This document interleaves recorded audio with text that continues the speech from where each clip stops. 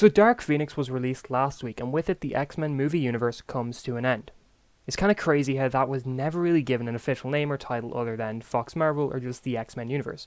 Like, you'd really think that after 19 years we would have given it a cool name like the MCU or the DCEU. But anyway, I'm assuming that New Mutants is never getting released, so I decided that I'm going to rank all 13 movies in this franchise. Now let me explain why I'm including certain movies for a second, because I know some rankings only include the main X-Men movies and nothing else, and that's fine, you know. An X-Men ranking only including X-Men movies makes perfect sense.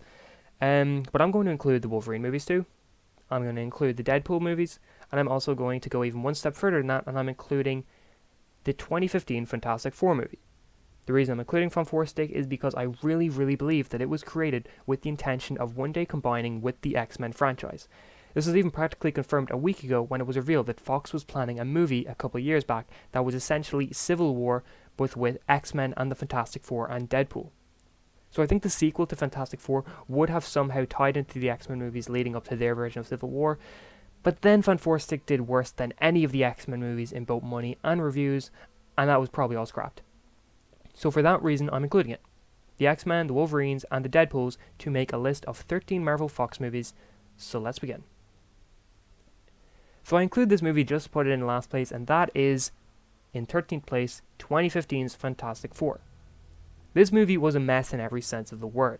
I can't remember much of it because I've only seen it once, but I just remember how much I couldn't deal with the stupid choices they made. Why was Doctor Doom like that? Why were the main Fantastic Four like that? It was a great cast that were just fundamentally wasted. Plus, they have basically the absolute worst way that they can come up with a team name.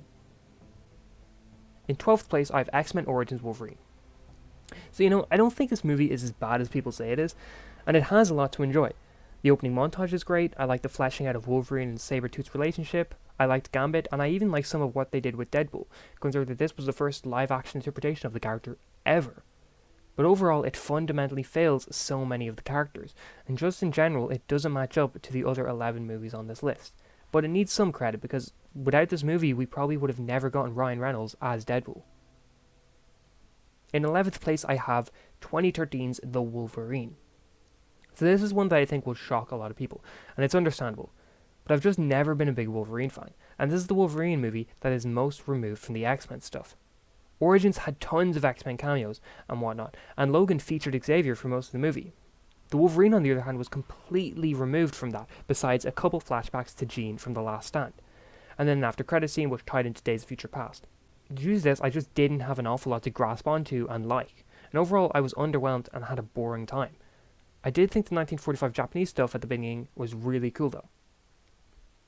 In 10th place, I have X-Men The Last Stand.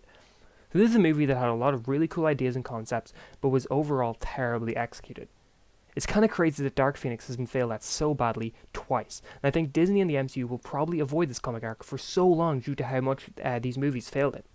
The same way that DC is still hesitant on anything Green Lantern related due to the 2011 movie. The soundtrack in this movie is great, but overall this was a pretty lackluster ending to the original X-Men trilogy. And I think that this movie really caused the origin movies to start. In 9th place, I have the most recent movie, that is Dark Phoenix.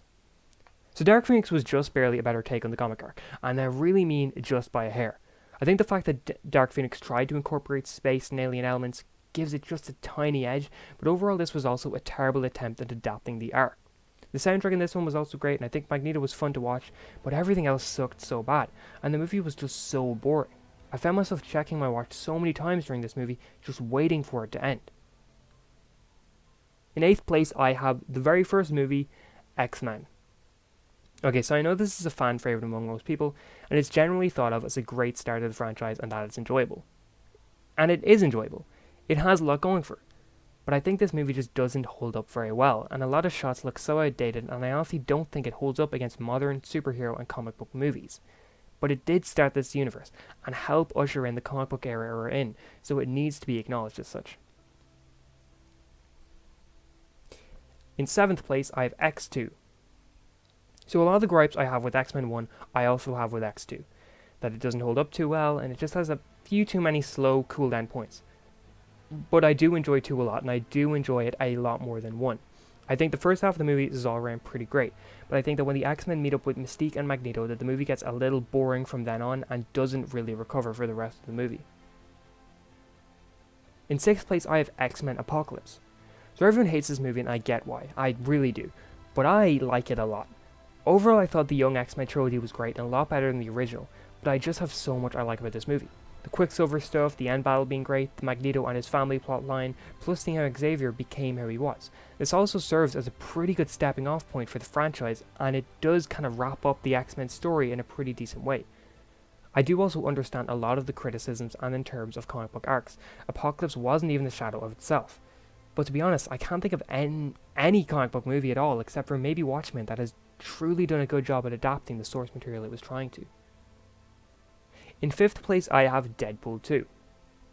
So I find the two Deadpool movies are so vastly different and so crazy but in completely different ways. Deadpool 2's jokes rely heavily on references and callbacks to other things, and while you'll still get enjoyment out of it if you don't know what it's referencing, the references really do enhance the movie for you. So for that reason, I don't think this movie is as great or as rewatchable as the first, but there is still so much to love. Cable is great, the combat scenes were amazing, and Ryan Reynolds is as fun as ever in the character. In 4th place, I have Logan. So most people have Logan as their number one, and I completely understand why. This is probably the most unique and dark comic book movie ever created. It's an amazing character study on Logan and Wolverine, his world, and Xavier. It also felt like a real definitive end to the X-Men movies in a way. Like honestly, I would have been fine with them ending with Logan, since X-Men Apocalypse also wrapped up the X-Men story in a proper way. All this said, the movie has about zero rewatchability. I know a movie shouldn't and doesn't need to be rewatchable, but I don't know, I just prefer my top 3 because they're less heavy and I feel I can enjoy them more. Plus, being able to watch them so many times without feeling any fatigue from it definitely helps. In 3rd place, I have X-Men First Class. So making prequels to the X-Men movies seemed like terrible ideas, and after the first Origins movie drastically failed, the second Origins movie was supposed to be based on Magneto, and it was all redesigned into what we got with First Class. They took what they had planned for Magneto's movie, they combined it with what they had planned for other X-Men origin movies, and it was restructured into First Class, which I think is a near-perfect comic book movie. You have young Magneto hunting down Nazis, them helping Xavier assemble the X-Men, the soundtrack is superb, and just all around it's such a fun and enjoyable time. I seriously think First Class and Days of Future Past was the best idea that the X-Men movie creators decided to run with. And in 2nd place, I have Deadpool. So Deadpool was a huge gamble and very easily could have gone terribly wrong, but it didn't. And in the span of about 3 years, he's become one of the most well-known faces in comic books and superheroes. Most people who aren't into superheroes and comic books know exactly who Deadpool is because of this movie. I think Deadpool was an amazing accomplishment, and Ryan Reynolds helped bring this character and movie into the all-time greats. I think the loose connections also helped this movie immensely, and all around it was a great time.